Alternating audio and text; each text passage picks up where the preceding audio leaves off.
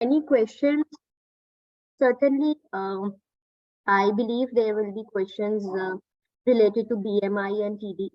In case अगर वो है तो हम वो definitely revise back करेंगे, maybe today or during the interactive class. Okay? Any questions apart from that?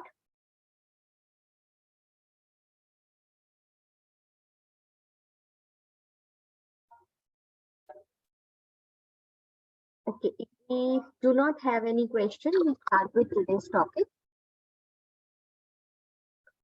which is sports and fitness nutrition. Okay, so when we are talking about sports and fitness nutrition,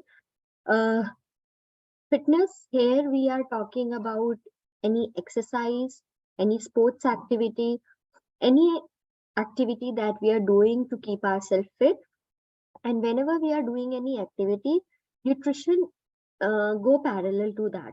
अगर हमारी diet, हमारा nutrition status proper नहीं होगा तो fitness करने का stamina, strength and उसका performance पे भी इफेक्ट होगा. सो एक फिटनेस एक्टिविटी को कैरी आउट करने के लिए प्रॉपर एनर्जी चाहिए होती है एंड वो एनर्जी अगर डेफिशिएंट होगी तो परफॉर्मेंस भी अफेक्ट होती है. Therefore, careful planning and implementation is required to make sure that all the food groups are included, diet is balanced, and proper balanced diet is taken into the routine. Nutrition एक बहुत important factor है performance के लिए, आपके daily workout के लिए भी. And nutrition में क्या matter करता है कि आप कितनी अमाउंट में एक पर्टिकुलर फूड ले रहे हैं या न्यूट्रिएंट ले रहे हैं, उसका कॉम्पोजिशन क्या है and what is the timing of the food. Certain foods are healthy but if taken at the right time, अगर हम उन्हें wrong timings में लेते हैं उनके इफेक्ट्स इतने अच्छे नहीं आते हमारी हेल्थ और हमारी बॉडी पे. So optimal nutrition is very very important for the best activity. Training पे इम्पैक्ट पड़ता है, आउटकम पे इम्पैक्ट पड़ता है एंड पॉजिटिव इन्फ्लुएंस पड़ता है परफॉर्मेंस पे. न्यूट्रिशन हमें क्यों चाहिए एक्सरसाइज करते समय? बिकॉज हमें एक स्ट्रेंथ, स्टैमिना, स्पीड और हमारी ग्लूकोज लेवल्स, हमारा ओवरऑल हेल्थ मेंटेन करना है. That is the reason we require good nutrition. So now when we are talking about nutrition, the first thing जब हम कुछ एक्सरसाइज करते हैं हमें एनर्जी चाहिए. वो एनर्जी हमें मिलती है ग्लूकोज से. बेसिकली जो कार्बोहाइड्रेट्स हम लेते हैं वो ग्लूकोज में कन्वर्ट होते हैं और वो glucose they go into the Krebs cycle and that gets converted into ATP. So whenever we are doing any exercise, initial few seconds हमें जो एनर्जी मिलती है वो ATP से मिलती है. एंड जब ATP सोर्सेस कंप्लीट हो जाते हैं या फिनिश हो जाते हैं तो I'll just show you one thing.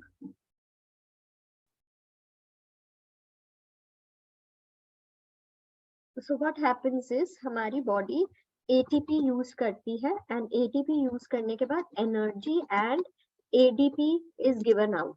Okay, ADP फिर क्रिएटिनिन फॉस्फेट के साथ कंबाइन करता है एंड ये हमें फिर से ATP देता है plus it gives us creatinine. ठीक है, so this is how ATP is utilized. Now when we are talking about creatinine phosphate basically muscles में से रिलीज होता है जब हम एक्सरसाइज करते हैं.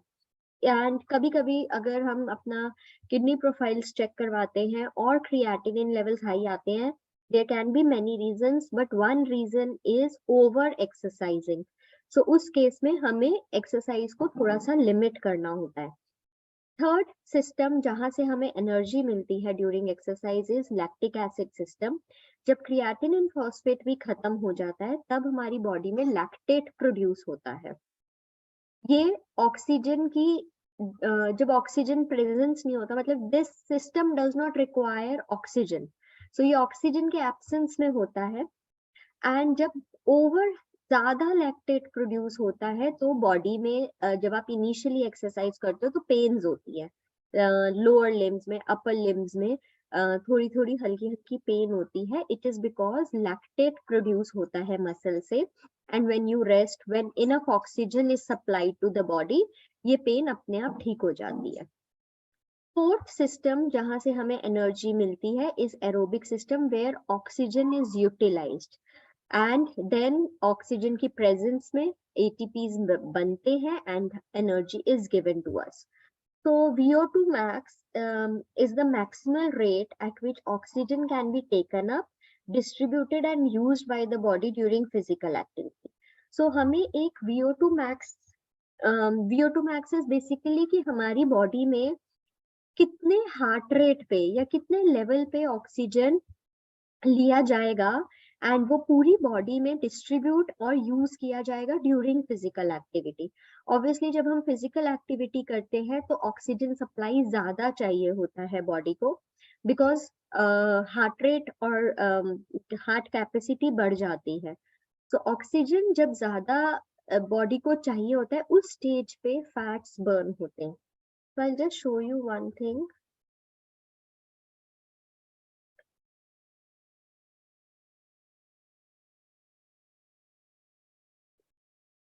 Understanding how fats are utilized, how energy systems work in our body. So मैं two cases यहाँ पे समझाऊंगी. One is exercise. जब हम कर रहे हैं तो जब आप एक्सरसाइज कर रहे हो और आप प्री वर्कआउट मील ले रहे हो, and pre-workout meal is basically in the form of carbs, it gives energy. तो इनिशियली जो आप वार्म अप फेस करते हो उसमें जो एनर्जी मिलती है वो कार्बोहाइड्रेट से मिलती है जो हम प्री वर्कआउट मील में लेते हैं. And this usually supports 10 to 15 minutes of the workout.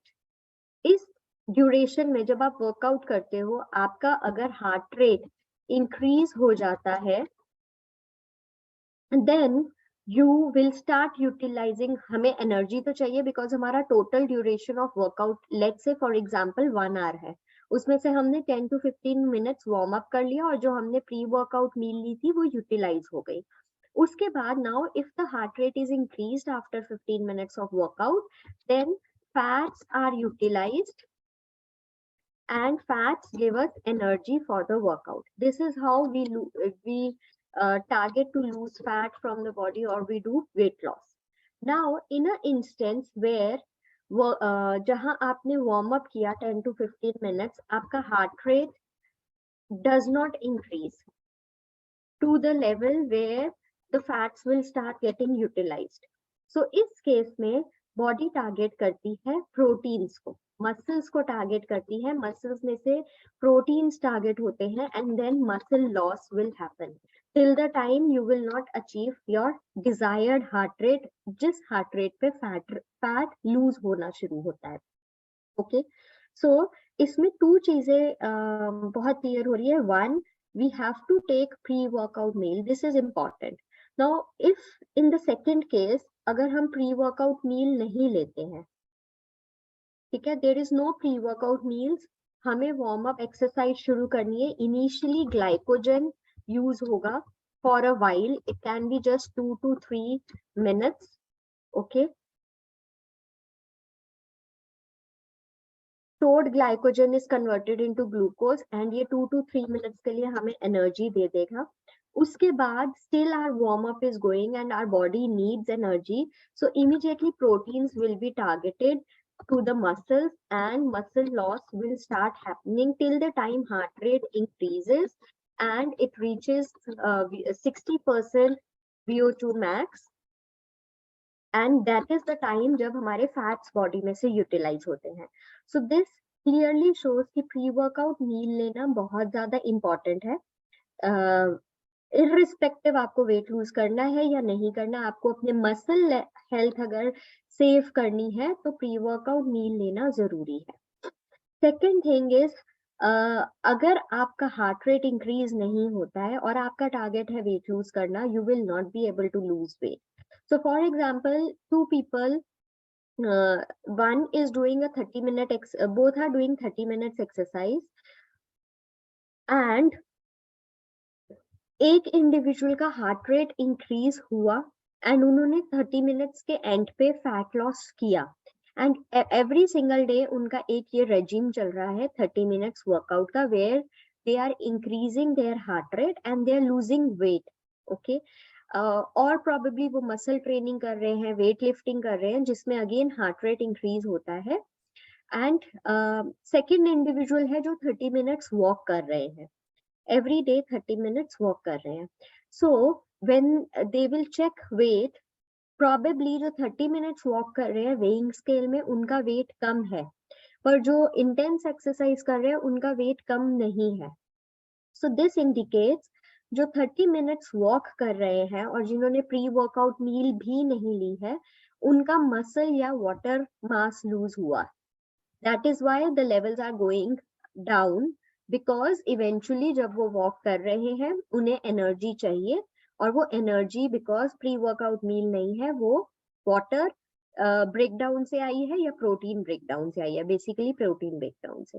And the other individual who is taking a pre workout meal and who is doing weight lifting and everything, जहां वो अपना हार्ट रेट भी increase कर रहे हैं, उस case में वो फैट पर उनका वेट कम नहीं हुआ दिखा, but he is feeling inch loss.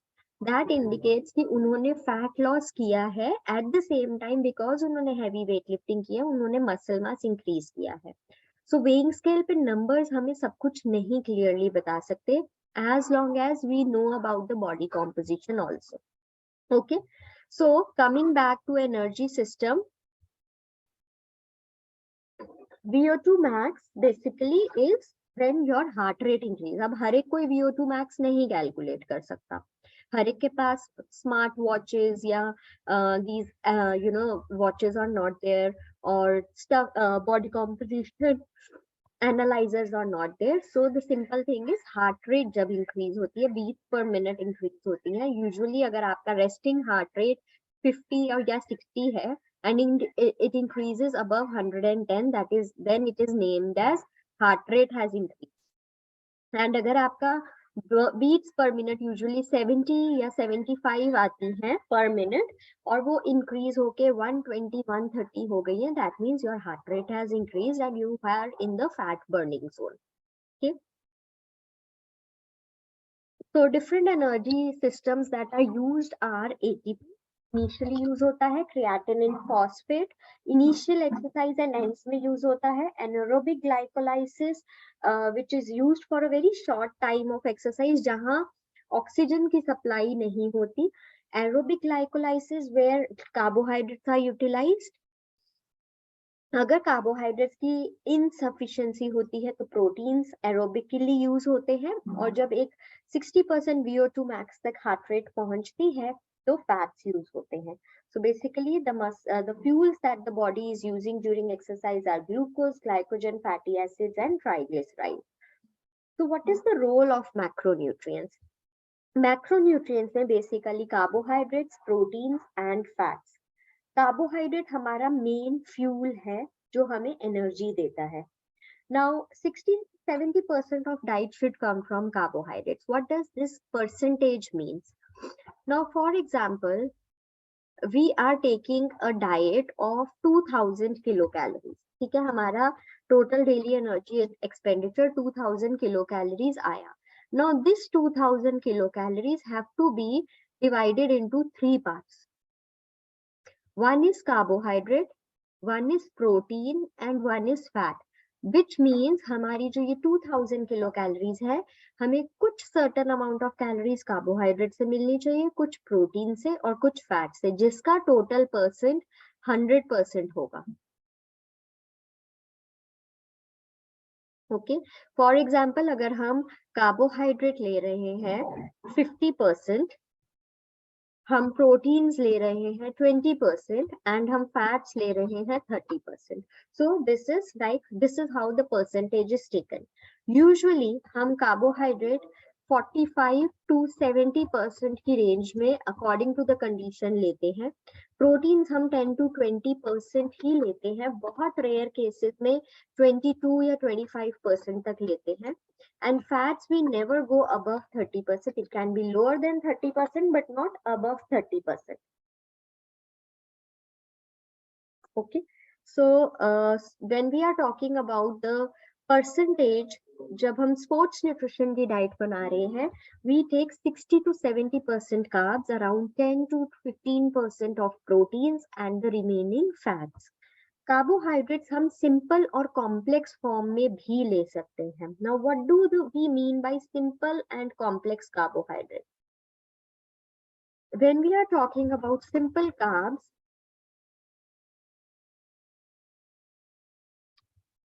we means like fruits, sugars, rice, breads, then wheat, then porridges. These are simple carbs. Like fruits में fructose होता है, easily digestible है. Sugars in any form is simple. Rice अगर हम plain rice ले रहे हैं तो वो सिंपल कार्ब कैटेगरी में आएगा, बिकॉज वो इजीली फास्टली डाइजेस्ट होके ग्लूकोज रैपिडली ब्लड स्ट्रीम में रिलीज करेगा। Likewise white bread, simple wheat chapati and suji porridge, oats porridge, dalia porridge will fall under a simple carbohydrate. Now अगर हमें इन्हीं चीजों को कॉम्प्लेक्स कार्ब बनाना है तो फ्रूट्स अगर हम किसी को सजेस्ट कर रहे हैं, we tell them to add nuts और सीड्स और take them in the yogurt form. So जब हम एक कार्बोहाइड्रेट रिच फूड के साथ proteins, vegetables, protein rich food या vegetable which is rich in fibre, ये चीजें हम ऐड करते हैं तो वो फूड कॉम्प्लेक्स बन जाता है। Sugars, now sugars definitely remains simple carbs, but जब हम चना गुड़ लिया, सपोज चना गुड़, सो चना इज अ प्रोटीन। जब हमने प्रोटीन लिया तो आगे जाके हम डायबिटीज जब करेंगे उसमें हम ग्लाइसेमिक इंडेक्स का एक टॉपिक करेंगे। सो जब हम simple carbs basically high glycemic index foods होते हैं जो एकदम से ग्लूकोज हमारी बॉडी में रिलीज करते हैं। सो जब हम हाई ग्लाइसेमिक इंडेक्स फूड के साथ प्रोटीन या फाइबर रिच फूड इंक्लूड करते हैं तो उनका ग्लाइसेमिक इंडेक्स कम हो जाता है, तो इतना रैपिडली ब्लड में ग्लूकोज रिलीज नहीं होता है। फॉर एग्जाम्पल अगर हम कोई स्मूदी बनाना चाह रहे हैं, उसमें हम शुगर डाल रहे हैं, so we can add honey plus we add some nuts और seeds in the smoothie, so we make it more complex. Rice में अगर आप खिचड़ी लेते हैं दाल और चावल को मिक्स करके, या हम पुलाव लेते हैं, या हम ब्राउन राइस लेते हैं, this is all complex, because khichdi में हमने दाल डाल दी, पुलाव में हमने वेजिटेबल्स डाल दिए, so this are protein and vegetable, and brown rice में ऑलरेडी फाइबर कंटेंट ज्यादा होता है। लाइकवाइज व्हाइट ब्रेड की जगह अगर हम मल्टीग्रेन ब्रेड्स लेते हैं, दे आर कॉम्प्लेक्स। व्हीट में जब हम दूसरी ग्रेन्स ऐड करके मल्टीग्रेन चपाती लेते हैं, दे आर मोर कॉम्प्लेक्स। पॉरेजेस अगर हम ले रहे हैं, सपोज सूजी पॉरेज है या दलिया पॉरेज है, उसमें अगर हम नट्स ऐड कर देते हैं, so we are making a little complex. Okay, so this way simple to complex carbs हम डिफाइन कर सकते हैं।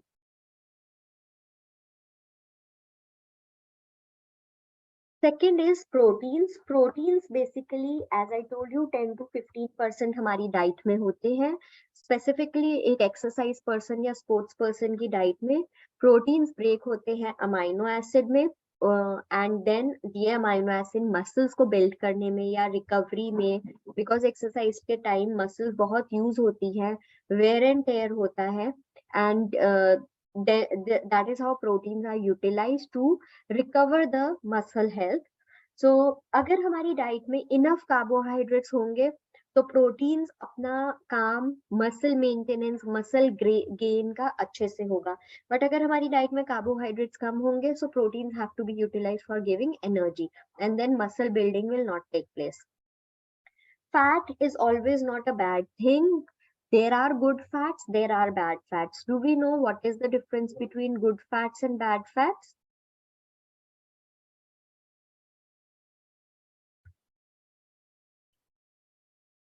So when we are talking about good fats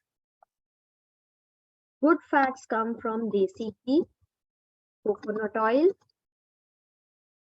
mustard oil, wood pressed or cold pressed oils,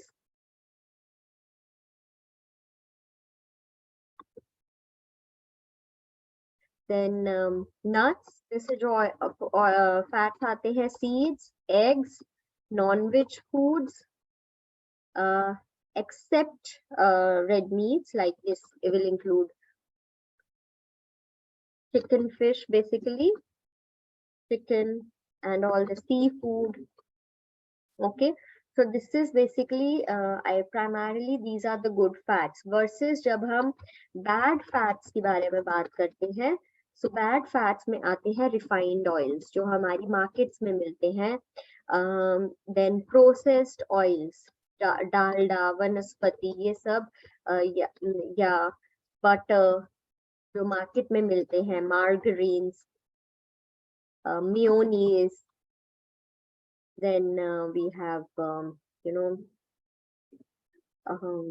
what we are cheese, which is Gouda cheese is good, but some locally available cheeses are not good. And then all the fried foods में जो fat होता है वो trans fat होता है, processed food में जो fat होता है वो trans fat होता है, that is not good. Red meats में saturated fat ज़्यादा होता है, so that should be avoided. So basically there are good fats and bad fats. So good fats are really, really helpful in reversing the conditions. Even good fats weight loss diets में भी हम recommend करते हैं. Okay, so when we are talking here specifically coming back to exercise, so fats बहुत slowly digest होते हैं because वो heavy होते हैं. So हम fats प्री वर्कआउट मील में नहीं लेंगे अगर हम अर्ली मॉर्निंग जा रहे हैं, एंड अगर हमारी डाइट में फैट होगा, so it should be 2 hours before the meal. Like for example अगर आप इवनिंग 5 o'clock वर्कआउट करने जा रहे हो, so if you are having fats in your lunch at 1 o'clock or 2 o'clock, that is okay. Vitamins and minerals need to be there because they are colorful vegetables. They are rich in antioxidants. हमारी body की functions में maintain करते हैं, metabolization में maintain करते हैं. So yesterday we talked about body composition. Body composition में muscles, bones, fats, water होता है. So I just told you कि अगर दो individual exercise कर रहे हैं, एक individual का weight कम है, but दूसरे individual का inches कम है. So what we need to focus is, we do not need to focus on the weighing scale. What we need to focus is, we need to focus on muscle mass बढ़ रहा है, fat mass कम हो रहा है, water bone mass same है, maintained है, अगर deficient है तो increase हो रहा है. So we need to look into the body composition and not to the weight on the weighing scale. Okay. So usual percentage of fat in is 18 to 24% in men, females, and men with 12 to 15%. Very important concept that we are going to talk about is hydration. Before I proceed to hydration, anybody has any questions till now?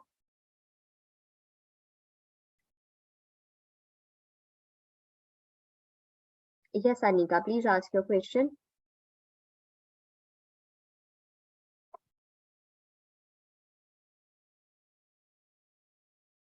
Anika, you can unmute yourself and ask your question.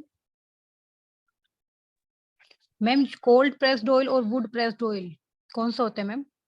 देखो oil ये पता है हमें seeds में से निकलते हैं, mustard की, राई की सीड में से निकलते हैं, या सनफ्लावर की सीड में से निकलते हैं. तो जो सीड्स में से ऑयल को निकालने का तरीका होता है, एक होता है ये टेक्निक्स हैं. तो जिस टेक्निक से ऑयल निकाला जाता है वो टेक्निक के नाम पे ऑयल हो जाता है. कोल्ड प्रेस और वुड प्रेस बेसिकली एक सॉफ्ट टेक्निक्स है जिसमें ऑयल की प्रोसेसिंग ज्यादा नहीं होती है. Okay. So and refined oil जो हमारे मार्केट्स में मिलते हैं वो हाईली प्रोसेस्ड होते हैं। एंड सपोज जैसे कि हमारा सनफ्लावर ऑयल है या राइस ब्रान ऑयल है, कैनोला ऑयल है, ये सब अच्छे ऑयल है, बट जब ये रिफाइंड फॉर्म में मार्केट में अवेलेबल होते हैं then they are not so good. Okay. Yes Vishal, please ask your Thank you, madam. Question. Thank you. Ma'am आपने बताया था कि जब हम कार्बोहाइड्रेट लेते हैं तो वो ऐसा प्राइमरी सोर्स एक्ट करता है हमारी बॉडी में। जी तो अगर हम प्री वर्कआउट मील नहीं लेते तो हमारी बॉडी है जो वो प्रोटीन्स को ब्रेक डाउन करना स्टार्ट कर देती है। जी। लेकिन अगर हम जैसे 22,000 की कैलोरी डाइट में है और हम्म उसमें कार्ब्स से कैलोरी कम ज्यादा ना लेके कैलोरी फैट से ज्यादा ले रहे हैं, हम्म हेल्दी फैट से, हम्म तो मैम उस केस में भी जो हमारी बॉडी है वो प्रोटीन्स को ब्रेक डाउन करना स्टार्ट कर देगी हाँ बिल्कुल, फैट्स को। आजकल हाँ लोग लेते हैं कीटो डाइट्स जिसमें कार्बोहाइड्रेट कम होते हैं, फैट ज्यादा होते हैं। सो इनिशियली लोगों को रिजल्ट मिलते हैं वेट के लिए, but in that case weight में फैट लूज कर रहे हैं या मसल ब्रेक डाउन हो रहा है, that is a questionable thing. So carbohydrate जहाँ चाहिए वहां चाहिए, उसका कोई भी रिप्लेसमेंट नहीं है। अगर कार्बोहाइड्रेट अवेलेबल नहीं है, बिकॉज कार्बोहाइड्रेट और प्रोटीन्स इजीली ब्रेक होते हैं, that is why they both give 4 kilo calories and fats yes gives ma'am. 9 kilo calories. तो अगर कार्बोहाइड्रेट अवेलेबल नहीं होंगे, एक सर्टेन टाइम पे प्रोटीन्स ही यूटिलाइज होंगे एनर्जी के लिए। मैम और अगर जैसे कोई मॉर्निंग में वर्कआउट करता है अराउंड 6 AM या 7 AM और हम्म प्री वर्कआउट मील लेने का टाइम नहीं है, तो मैम हम्म क्या ऐसा हो सकता है कि जैसे हमारी 2200 कैलोरी की डाइट है हम्म तो हम उस डाइट को पूरे दिन में पूरा कर लें 5 या हम्म 6 मील में या 4 मील में, तो हम्म। मैम उस केस में भी हमको प्री वर्कआउट मील की जरूरत पड़ेगी, मतलब ज्यादा जरूरी है वो अगर हम कैलोरी को पूरा कर रहे हाँ हैं पूरे दिन में? यस, देखो थोड़ा सा यस, अ सिंपल स्मॉल बनाना और maybe you know just lemon water with the pinch of मतलब with a little jaggery, yes it is important. क्यों? बिकॉज अगर सपोज आपने आज के पूरे दिन में 2200 कैलोरीज की डाइट ली, ठीक है, आपकी बॉडी में यस डिनर के कार्बोहाइड्रेट्स हैं, क्योंकि डिनर के बाद तो एक्सरसाइज कोई भी नहीं करता है, तो कार्बोहाइड्रेट्स डिनर के बाद यस वाले मैम। हमारी बॉडी में एनर्जी में एनर्जी में यूटिलाइज नहीं होते, तो वो ग्लाइकोजन में स्टोर हो जाते हैं। बट यू नो जब आप एक गाड़ी स्टार्ट करते हो तो आपको इमीडिएट पेट्रोल चाहिए होता है ना? तो वो यस मैम। इमीडिएट जब हम एक्सरसाइज करते हैं जो हमें इमीडिएट कार्बोहाइड्रेट चाहिए होता है, वो अगर अवेलेबल नहीं होता है, सो यस हमारे स्टोर्ड ग्लाइकोजन यूटिलाइज होते हैं, but they are very very short time के लिए, इनिशियली 2 to 5 मिनट्स के लिए ही होते हैं सिर्फ। स्टोर्ड ग्लाइकोजन का भी सरप्लस रिलीज नहीं होता है, बहुत थोड़ा थोड़ा करके होता है। सो इन दैट टाइम ऑल्सो जब हम 10 to 15 मिनट्स का वार्म अप कर रहे हैं एंड हमारे पास प्री वर्कआउट मील के थ्रू कार्ब्स नहीं है, तो ग्लाइकोजन जब एग्जॉस्ट हो जाएंगे या बहुत कम कम मिलेंगे, तो उस केस में भी प्रोटीन्स टारगेट होंगे till the time your heart rate will not increase. और मैम जो एटीपी सिस्टम ऑफ एनर्जी होता है ये मतलब कब हमारी बॉडी यूटिलाइज करती है? 3 सेकंड से स्टार्टिंग, कम के लिए जब हाँ एनर्जी चाहिए होती है? स्टार्टिंग जस्ट अगर हाँ one for example you know हमने चलना शुरू किया, चलने में भी तो एनर्जी लगती है ना। So ATP is yes giving ma'am. For every single action that we do, ATP is the form of energy that we get. Okay, okay ma'am. yes Rakhi, please ask your question.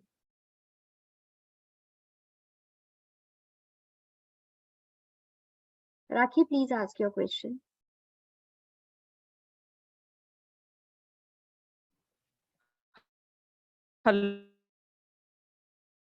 जी hello, Rakhi. Good evening ma'am. Rakhi आपकी voice में issues आ रहे हैं, वो थोड़ी सी break होके आ रही है, आप प्लीज अपना question, hello, rakhi can you आप हियर अपना मी? क्वेश्चन चैट में पोस्ट कर दो, या Prabir please ask your question. हाँ मैडम, जैसे आपने बोला है जो ऑयल जो होता है अच्छा होता है। एक्चुअली मैं राइसब्रान ऑयल यूज करता हूँ, लेकिन ज्यादातर मार्केट में जो राइसब्रान ऑयल मिलता है उसमें लिखा होता है फिजिकली रिफाइंड। फिजिकली कौन रिफाइंड का सा मतलब ऑयल क्या है? ये मिलता है? Rice bran oil. Physically refined is also a technique which is still better than the whole refined oils. अच्छा मैडम, और एक बात है, ये जो ऑयल एक ही ब्रांड का यूज करने से अच्छा है या घुमा फिरा के अलग अलग ब्रांड का यूज? अलग अलग करना चाहिए हमेशा, क्योंकि हमें हमारी बॉडी में अलग अलग टाइप्स के फैट्स चाहिए होते हैं। Saturated fats, mono unsaturated fats, poly unsaturated fats, ये सब अलग अलग टाइप के फैट्स होते हैं जो हमें चाहिए होते हैं। सो अगर हम जैसे I usually tell, because Indian society में और इंडियन मार्केट्स में कोल्ड प्रेस्ड और वुड प्रेस्ड ऑयल्स थोड़े से एक्सपेंसिव होते हैं। So the best combination that works is desi ghee. Desi ghee is saturated fat but limited amount में हम ले सकते हैं। Mustard oil, olive oil, coconut oil, ये हेल्दी ऑप्शन है। तो अगर हमें सौते करनी है ड्राई वेजिटेबल, लीफी वेजिटेबल, हम मस्टर्ड ऑयल यूज कर सकते हैं। फॉर तड़का और टेम्परिंग्स हम देसी घी यूज कर सकते हैं। एंड अगर हमें सैलेड ड्रेसिंग या सौतेइंग करनी है, थोड़ा सा ब्रशिंग करना है, उसके लिए हम ऑलिव ऑयल या कोकोनट ऑयल्स भी यूज कर सकते हैं। तो ये जो कॉम्बिनेशन होगा that is the best. Likewise हम अदर कॉम्बिनेशन भी बना सकते हैं if we can get the wood pressed और cold pressed oils. Okay okay madam, ठीक है। आपने जो बोला है देसी घी जो लिमिटेड लेना है, उसका क्वांटिटी दिन में कितना होना चाहिए? वो हर एक का इंडिविजुअल डिपेंड करता है, वो हम अभी बाद में करेंगे। Okay. Hempriya, please ask your question.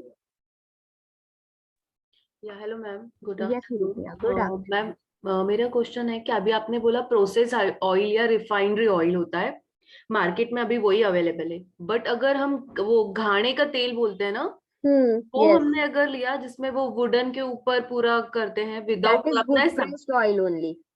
Okay. और उसमें एक क्वेश्चन कि कोकोनट ऑयल जब हम ज्यादा यूज करते हैं तो उससे फैट बढ़ता है, तो वो गुड है हम लोगों का रूटीन में खाना? नहीं, कोकोनट ऑयल अच्छा है, पर हाँ coconut oil saturated fat category में आता है। तो हाँ, हम एक लिमिटेड अमाउंट से ज्यादा अगर लेंगे तो वो हमारी हेल्थ के लिए अच्छा नहीं है। अगर लिमिटेड अमाउंट्स में लेंगे तो हमारी हेल्थ के लिए बेनिफिशियल है। ओके।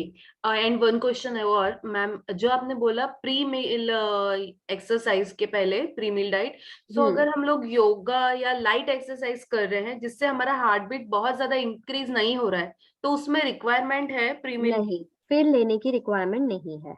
जस्ट हम लेमन वाटर या ऐसा इंटेक्ट करके कर सकते हैं ना? हाँ, लाइट एक्टिविटी में रिक्वायरमेंट नहीं है। हैवी एक्सरसाइज करने वाले हो, 1 आवर की करने वाले हो, 30 मिनट्स की भी हैवी एक्सरसाइज करने वाले हो, तो रिक्वायर्ड है, mandatory. Okay, thank you. Yes Ekta, please ask your question. Good evening ma'am. Good evening. Ma'am, one question is, जैसे हमें कार्ब्स जो बिफोर वर्कआउट लेने हैं उसमें बेस्ट में बनाना के अलावा और क्या हो सकता आई है? Just share the options, pre workout and post workout meal की मैं अभी ऑप्शन शेयर करूंगी आपके साथ। ओके। एंड दूसरा ये कि इन प्लेस ऑफ बनाना या sorry in place of carbs हम ये भी कर सकते हैं कि कार्ब्स एंड प्रोटीन लें इफ नहीं, somebody वो is हमें working post out for, workout चाहिए होता है। हाँ हमें मतलब if carbs and somebody is working out for muscle gain. no, again, and if somebody is working out for muscle gain, pre workout protein देने से फायदा नहीं होगा, पोस्ट वर्कआउट प्रोटीन देने से ज्यादा फायदा होगा।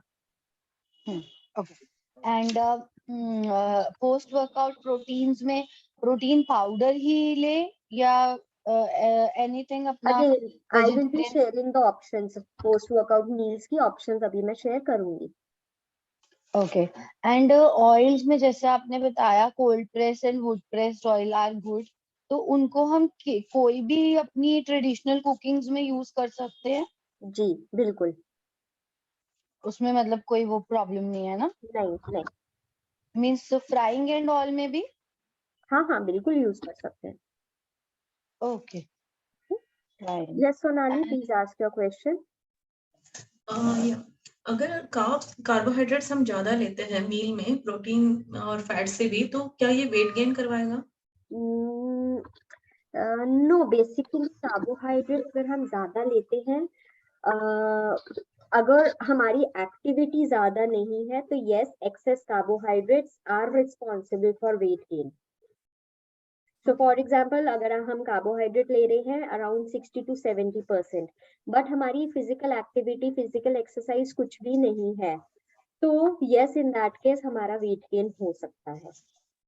ओके, यानी अगर हम लोग ज्यादा कार्बोहाइड्रेट्स लेते हैं तो we need to do exercise to burn the Yes. Calories so that it can be manage.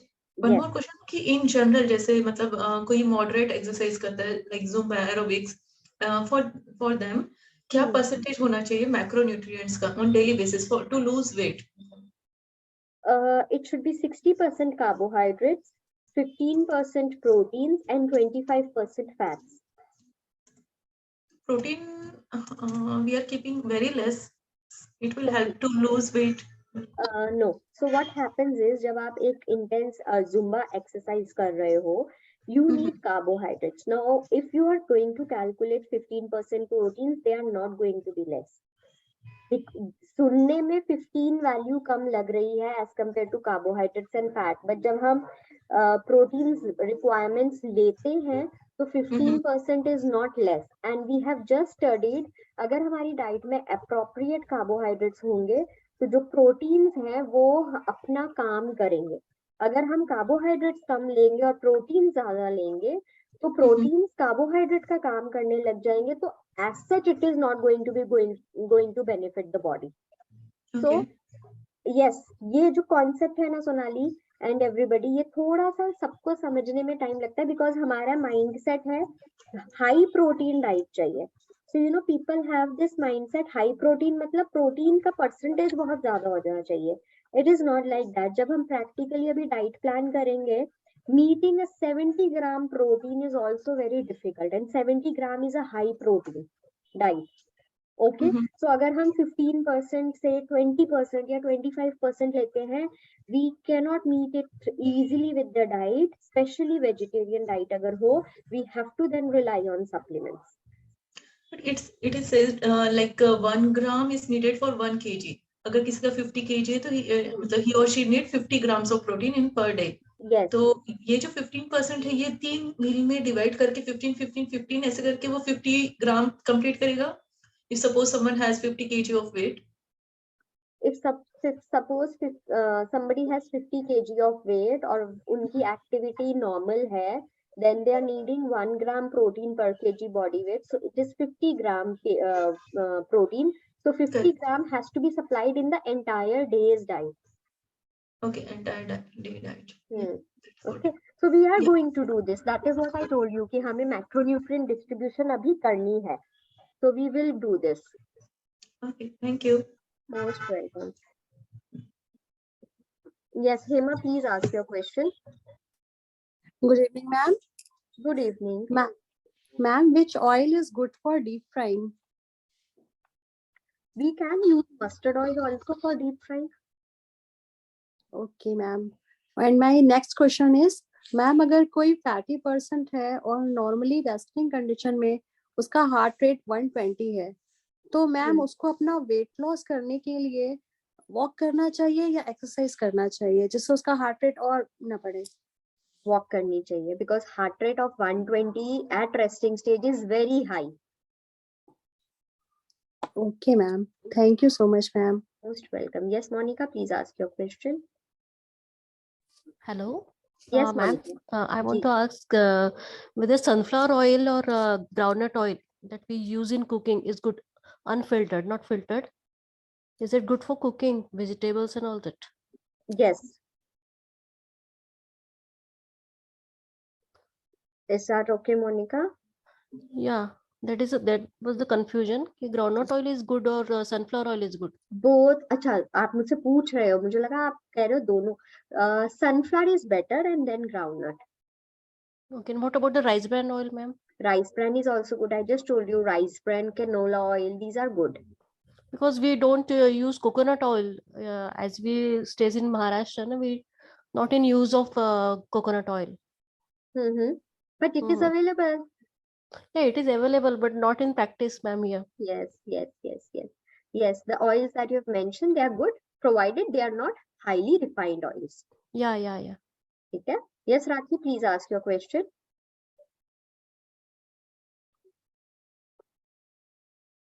Rakhi, please ask your question. Hello. Yes, Rakhi.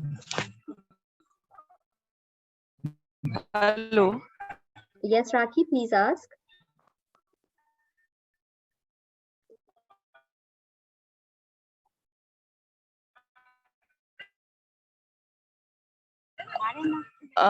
Ma'am, ji, saturated fats is good or unsaturated fat?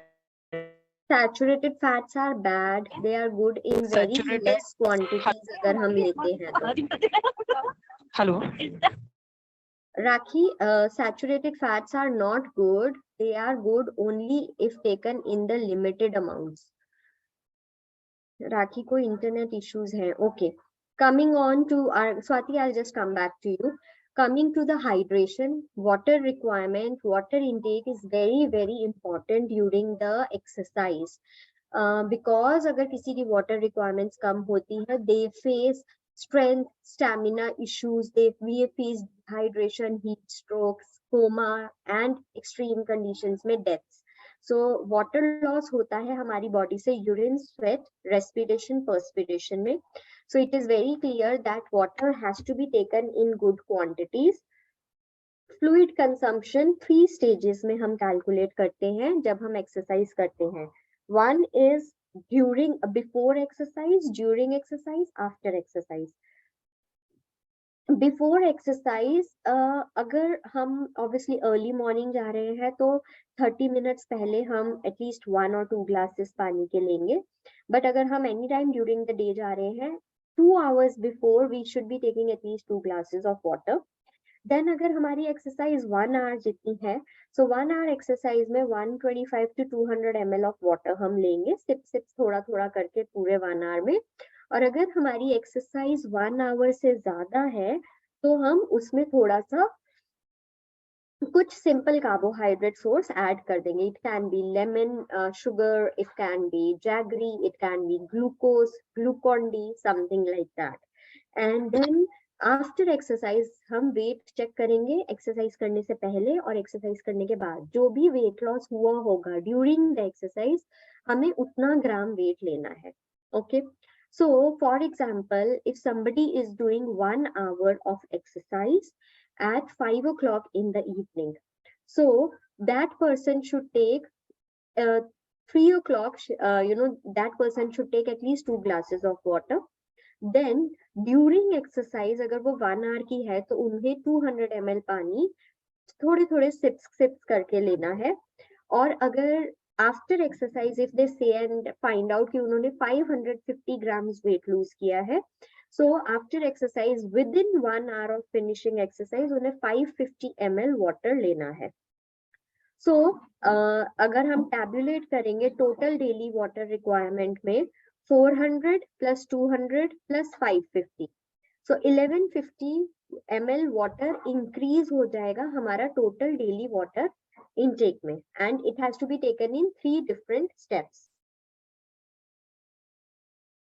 Okay, coming on to pre-workout and post-workout meal. Pre-workout meal हम usually 1 to 3 hours पहले लेते हैं, but अगर हम morning exercise करने जा रहे हैं, so at least 30 minutes of gap, minimum 20 minutes of gap should be there for a simple thing like banana or an orange or few pieces of strawberries or grapes. These are the simple things that we can have.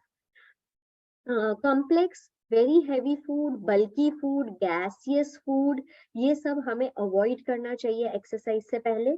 You should be very well hydrated and एकदम से drastic changes diet में नहीं करनी चाहिए. So few examples of pre-workout meals are listed here.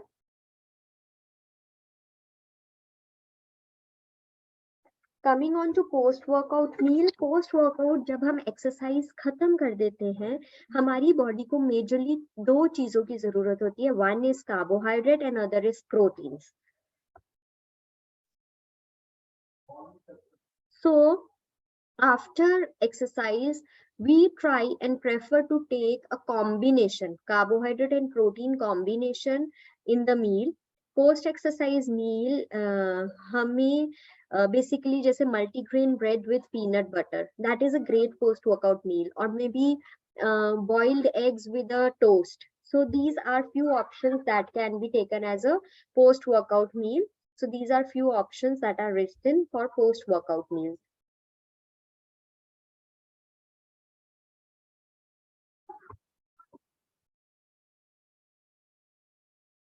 Okay, now one more thing which is very widely associated with exercise is supplements. आजकल लोग supplements पे rely करते हैं, supplements लेना चाहते हैं, but हमें कुछ चीजों की information होना बहुत जरूरी है जब हम supplements लेते हैं. One, क्या वो FDA ने approve किए हैं? क्या वो NCAA या IOC ने ban किए तो नहीं है? क्या उन products पे enough research available है? And if they are making any claims, क्या वो claims right है या false claims है? So इन questions का answer हमारे पास होना चाहिए.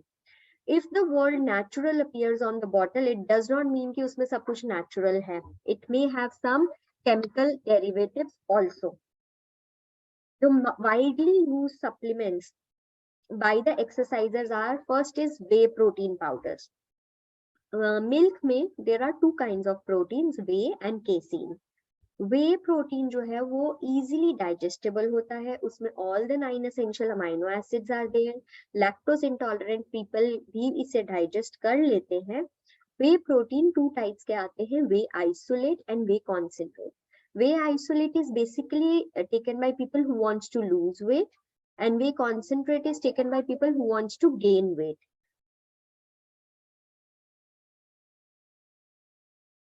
Okay, second supplement that is used is plant-based protein.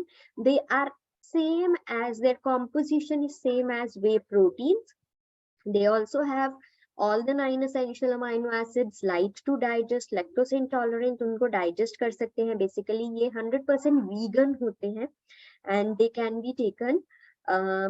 अगर हम वे आइसोलेट एंड वे कॉन्सेंट्रेट में देखें, वे आइसोलेट जो है वो ज्यादा प्रोसेस किया जाता है as compare to whey concentrate, and the amount of proteins is higher in isolate and the amount of carbs, fats and lactose is lower in the whey isolate. जब हम डिफरेंस कैलकुलेट देखते हैं protein, whey protein और plant based protein में, the only difference that comes in picture is कि whey protein is not lactose free, whey protein is not vegan, rest all the things are almost same.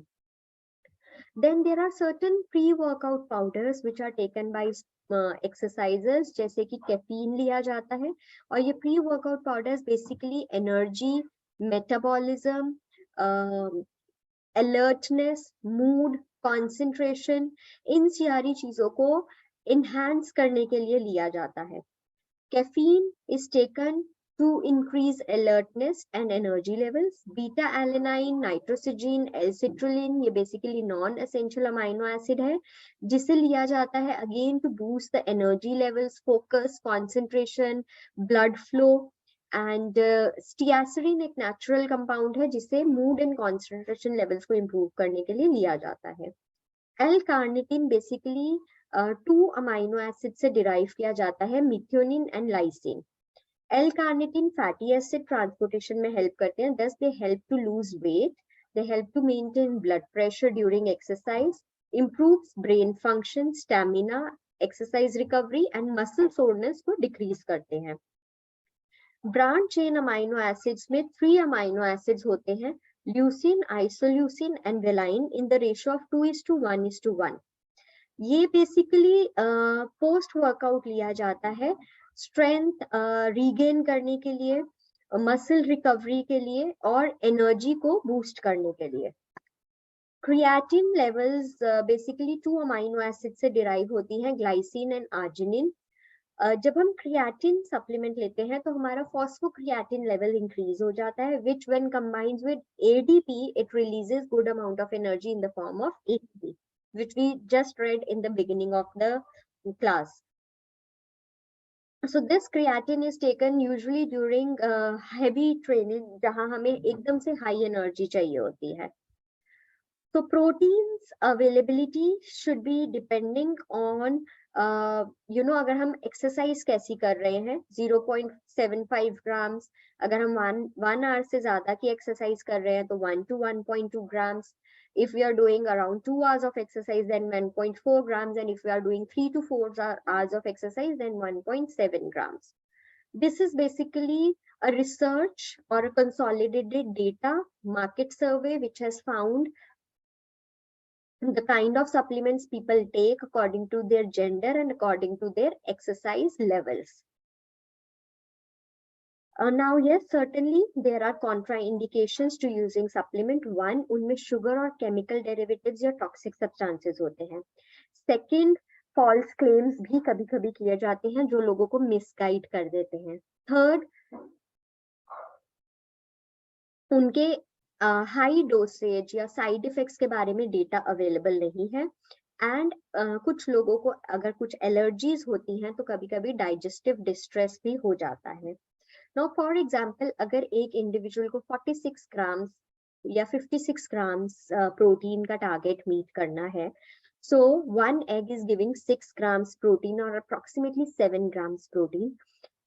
6 ounce yani 180 ml of yogurt is going to give us 18 grams.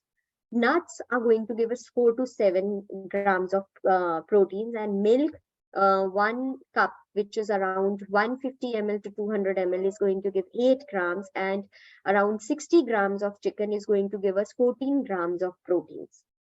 So 6 and 18, 24, 24 and 4, 28, 28 and 8, 36, 36 and 14, 46, around 50 grams protein हम ऐसे procure कर सकते हैं.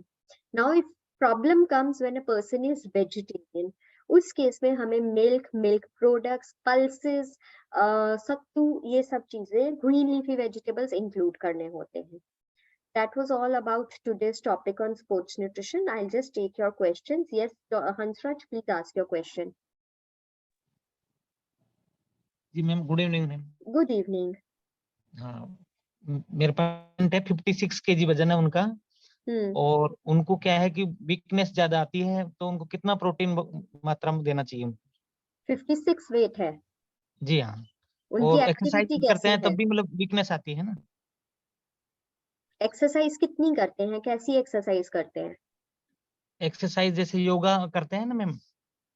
Okay, कितने time के लिए योगा करते हैं? आधे घंटे के लिए, 1 घंटे के लिए? हाँ, आधा पौन घंटे करते हैं तो भी मतलब उनको वीकनेस आती है. थोड़ा चलते हैं तो भी वीकनेस आती है. और 56 to reports are 60 normal grams. सब. जी मैम. 56 to 60 grams प्रोटीन उनकी डाइट में हर रोज होना चाहिए. जी मैम, थैंक यू. मोनिका और प्लीज आस्क. हाँ जी, बोलिए. इसके अलावा और क्या दे सकते हैं हम? प्रोटीन्स ही हेल्प करेंगे. बाकी उनकी डाइट में विटामिन मिनरल्स होने चाहिए, बिकॉज अगर विटामिन मिनरल्स की डेफिशिएंसी होगी तो जो हम प्रोटीन्स दे रहे हैं वो भी बॉडी को एनर्जी नहीं दे पाएंगे, कन्वर्जन नहीं होगी प्रॉपर. सो ये भी ध्यान रखना है कि किसी विटामिन या मिनरल की डेफिशिएंसी नहीं होनी चाहिए. जी, वो तो रिपोर्ट्स आर नॉर्मल हैं.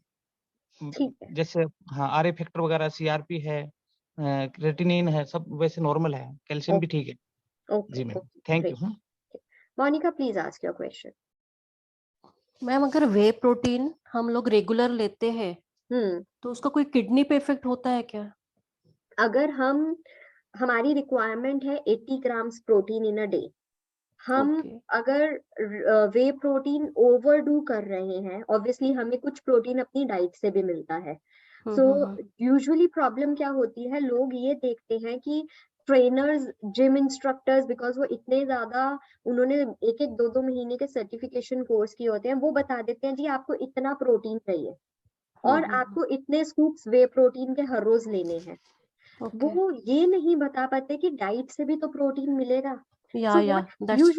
what usually happens is कि प्रोटीन ओवरडोसेज हो जाती है, और जब हम ओवरडोसेज या ओवरडू करते हैं किसी भी न्यूट्रिएंट को तो yes, liver and kidneys affect होती. that's what I know. Thank you ma'am. Samarita, please ask your question.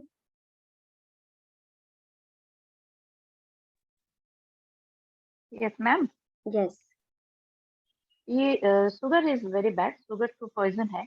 So there are different forms of sugar. जैसे brown sugar है, cane sugar है. So which is good alternative for white sugar? Actually none. Okay. So हमें sugar अपनी diet में रखनी ही नहीं चाहिए, but still अगर किसी को चाहिए तो stevia is safest. Okay, stevia is good. Yeah. Anybody can have it? Yes. Diabetes? Yes, yes. Okay. In limited amounts. Okay. And secondly, I have my gallbladder operated. or I am a vegetarian. I take eggs, but I don't go for others. लेकिन मेरा ये SGPT और ये SGOT हमेशा high रहता है. What does it signify? SGOT and SGPT basically liver enzymes हैं. So that indicates the liver function has some or the other issue. This needs to be get diagnosed by the doctor that why these enzymes are high. Is there any liver function में issues आ रहे हैं या उनकी जो factors होते हैं जो enzyme को प्रोड्यूस करते हैं वहां पे कोई इश्यूज है. So first diagnosis has to be done why the levels are high and otherwise you can just add some foods which detoxify your liver, which strengthen your liver. Okay. What type of foods, ma'am? We will be covering that जब हम liver diet करेंगे ना हम तब cover कर लेंगे. Okay. Another one, like my husband is diabetic, he's having cholesterol and thyroid also. तो उनको post dinner उनका बहुत food का वो रहता है, craving रहता है. He has everything. So I don't know how to control that. We will discuss. Okay, morning he does not take any food. He's not interested much in food. But in the late night he takes a lot of food, I think, which is not good before going to bed. So, okay, we'll discuss it later, right? Yeah. Okay, so one request to everybody, please do not ask questions on the topic that we have not covered, one thing. And if we have any personal questions, if the personal questions are related to the topic that we are currently doing, you're most welcome to ask. But if your personal questions are not related to the topic that we are talking about today or some other class also, please go, reach out to the admin department. They will route you, in the right way, how you can get answers to your personal questions. Okay, so please take care of these two things in the coming up classes. Yes, Priyanka, please ask your question. Good evening ma'am. Good evening ma'am, मेरा एक question है. अगर हम किसी को वे protein दिए हैं, मतलब दे रहे हैं, उसका वेट 95 से अबव ही है, बट उसका वेट ऑलमोस्ट स्टक हो जा रहा है हर मंथ में, और she have a stress level high, तो मैम हाउ कैसे उसका कंट्रोल करे wait? Yeah, so again, out of the way topic है प्रियंका. हमने अभी obesity topic cover नहीं किया है. Please wait for the topic to be touched in the class. Vishal, please ask your question. Ma'am, आपने बताया था सिंपल और कॉम्प्लेक्स कार्ब्स के बारे में, तो और मैम आपने पहले क्लास में बताया था ना मोनोसैकेराइड्स, पॉलीसैकेराइड्स के बारे में. जी.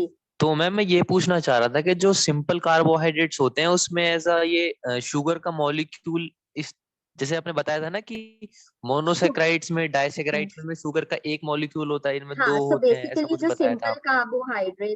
सिंपल कार्बोहाइड्रेट्स में बेसिकली मोनो और डाई फॉर्म्स होती हैं. बट जैसे व्हीट है, व्हीट इज अ पॉलीसैकेराइड, ठीक है, उसमें मल्टीपल चेन्स होती हैं. But again as compare to a multigrain chapati और as compare to a stuffed vegetable chapati, wheat का ग्लाइसेमिक इंडेक्स हाई रहता है. So we can further make wheat a complex source. Otherwise wheat को अगर हम fruit से compare करें या sugar से compare करें, definitely it is more complex. ठीक है, so you have correctly made a link. बिल्कुल सिंपल सिंपल कार्ब्स हैं वो मोनो और डाई की फॉर्म्स होती हैं, और कॉम्प्लेक्स यूजुअली ओलिगोसैकेराइड या पॉलीसैकेराइड्स की फॉर्म होती है. और एक क्वेश्चन और है मैम, आपने बताया था कि हाई प्रोटीन डाइट से, जैसे आपने बताया था कि 70 से 100 ग्राम ऑफ प्रोटीन होता है, वो पूरा करना थोड़ा डिफिकल्ट हो जाता है. ये मैंने भी देखा है. तो मैम जैसे मैं वर्कआउट करता हूँ अराउंड 45 मिनट से 1 घंटे के लिए, काफी हाई इंटेंसिटी, तो मैम आइडियल मतलब प्रोटीन इंटेक कितना होना चाहिए? जैसा मेरा वेट है अभी 64 पर केजी, 1.4 ग्राम पर केजी. यस, तो मैम इतना सफिशिएंट होता है? क्योंकि मोस्टली जो ट्रेनर्स होते हैं ना, वो मतलब ऐसा बताते हैं कि बॉडी वेट का डबल होना चाहिए. कोई बोलता है कि पर केजी लीन बॉडी मास का डबल होना चाहिए? नहीं 45 मिनट्स आप कर रहे हैं ना वर्कआउट? जी, 1 घंटा भी हो जाता है मैम, हाँ, सो अगर 1 घंटा आपकी के करीब। वर्कआउट 1.5 आवर या 2 आवर्स की है तब 2 kg रिक्वायरमेंट होती है। अभी हमने सेकंड स्लाइड्स में, लास्ट स्लाइड्स में देखा एंड्योरेंस वालों की 1.7 ग्राम तक रहती है। 1.2 to 1.4 is very safe for you who is doing 45 minutes of exercise. तो एक और क्वेश्चन, जैसे आपने बताया अभी एंड्योरेंस के लिए ज्यादा होता है, तो मैम जो स्ट्रेंथ एथलीट्स होते हैं, जैसा वेट लिफ्टिंग करते हैं डेली बेसिस पे, तो उनका जो मसल ब्रेकडाउन होता है वो एंड्योरेंस एथलीट से तो ज्यादा होता है ना, ज्यादा तो होता है। उनकी प्रोटीन रिक्वायरमेंट ज्यादा क्यों नहीं होती है? नहीं, उनकी ज्यादा ही होगी ना, 1.7 ग्राम थी उनकी। और स्ट्रेंथ एथलीट, स्ट्रेंथ वालों की? स्ट्रेंथ की ही बोल रही हूँ, जो वेट लिफ्टिंग करते हैं उनकी requirement will be more. 2 people requirements, one is strength, जो वेट लिफ्टिंग कर रहे हैं, जो स्ट्रेंथ ट्रेनिंग कर रहे हैं, and people who are you know doing intense 3 to 4 exercise, दोनों की रिक्वायरमेंट्स विल बी मोर। मतलब हमको मोस्टली जो पीपल जैसे मैं हूँ, जैसे नॉर्मल लोग होते हैं, 1 घंटा के करीब वर्कआउट करते हैं, तो इनको 2 ग्राम पर केजी पर जाने की नीड नहीं होती। नहीं, वो बहुत ज्यादा है, वो बहुत ज्यादा है। Okay okay ma'am, thank you. All right, so we wind up our class for today, and please put your questions because her time I think थोड़े कुछ लोग रह जाते हैं जिनके questions answer नहीं होते हैं। Please put your questions in the coming up class when I ask that if you have any questions, so आप अपने questions कल पूछ सकते हैं क्लास शुरू होने से पहले या interactive में। Please pen down somewhere or you will be getting the query form, उसमें आप note down कर लो। None of the questions should get unanswered. Okay. Thank you so much. I will see you all tomorrow.